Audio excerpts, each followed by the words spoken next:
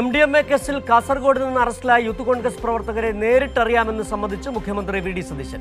മുഹമ്മദ് ഹുസൈനെ നവകേരള സദസ്സുമായി ബന്ധപ്പെട്ട ലാത്തി ചാർജ് നേരിട്ടതിനെ തുടർന്നാണ് പരിചയപ്പെട്ടതെന്ന് മുഖ്യമന്ത്രി വിശദീകരിച്ചു. എന്നാൽ കേസിൽ മറ്റൊരു പ്രതിയായ അബ്ദുൽ സലാമിനെ കുറിച്ച് ഒരു വിശദീകരണവും മുഖ്യമന്ത്രി നൽകിയില്ല.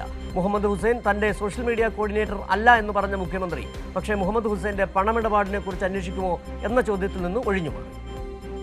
കാസർഗോഡ് കാലിക്കടവിൽ മയക്കുമരുന്നുമായി പിടിയിലായ യൂത്ത് കോൺഗ്രസ് പ്രവർത്തകരായ മുഹമ്മദ് ഹുസൈൻ, അബ്ദുൽ സലാം എന്നിവരെ തനിക്കറിയാമെന്നാണ് മുഖ്യമന്ത്രി വി ഡി സതീശൻ വാർത്താസമ്മേളനത്തിൽ സമ്മതിച്ചത്.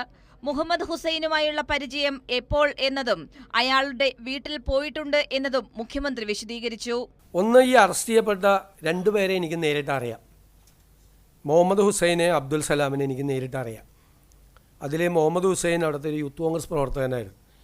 ഞാൻ ആദ്യമായിട്ട് അദ്ദേഹത്തിനെ ഫോണിൽ വിളിക്കുന്നത് നവകേരള സദസ്സുമായിട്ട് അദ്ദേഹത്തിന് പെരുമ്പാവൂരിൽ കുറുപ്പമ്പടി MGM സ്കൂളിൻ്റെ മുമ്പിൽ വെച്ച് ക്രൂരമായ ലാത്തിച്ചാർജിൽ പരിക്കേറ്റു.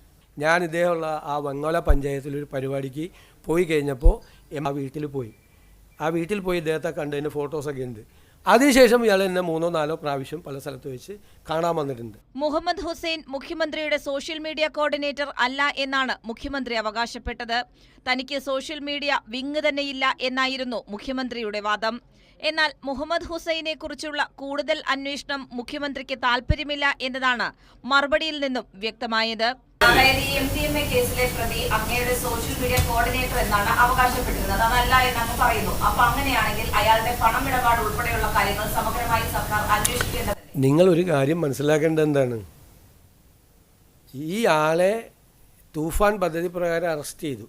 നിങ്ങൾക്ക് ആർക്കെങ്കിലും അയാൾക്ക് വേണ്ടിയിട്ട് ഏതെങ്കിലും ഒരാളെ ഇടപെട്ടു എന്നുള്ളതിൻ്റെ ആക്ഷേപമുണ്ടോ? അറസ്റ്റ് ചെയ്ത് ജയിലിലാണ്, റിമാൻഡ് ചെയ്തു, പ്രൊട്ടക്റ്റ് ചെയ്തില്ല, ആരെയും ഒരാളെ പ്രൊട്ടക്റ്റ് ചെയ്തില്ല. മുഹമ്മദ് ഹുസൈനെ കുറിച്ച് വിശദീകരിച്ച മുഖ്യമന്ത്രി പക്ഷേ രണ്ടാമത്തെ പ്രതിയായ അബ്ദുൾ സലാമിന്റെ കാര്യത്തിൽ മൗനം പാലിച്ചു. തനിക്ക് അറിയാം എന്ന് പറഞ്ഞതിനപ്പുറത്തേക്ക് കൂടുതൽ കാര്യങ്ങൾ വിശദീകരിക്കാൻ മുഖ്യമന്ത്രി തയ്യാറായില്ല. ഒപ്പം തന്നെ ഓരോരുത്തരും ഓരോന്നിലുമൊക്കെ അംഗമായാൽ നമുക്ക് എന്ത് ചെയ്യാൻ പറ്റും എന്ന് പറഞ്ഞ് വിഷയത്തെ നിസാരവൽക്കരിച്ചാണ് മുഖ്യമന്ത്രി മറുപടി അവസാനിപ്പിച്ചത്. കൈരളി ന്യൂസ്, തിരുവനന്തപുരം.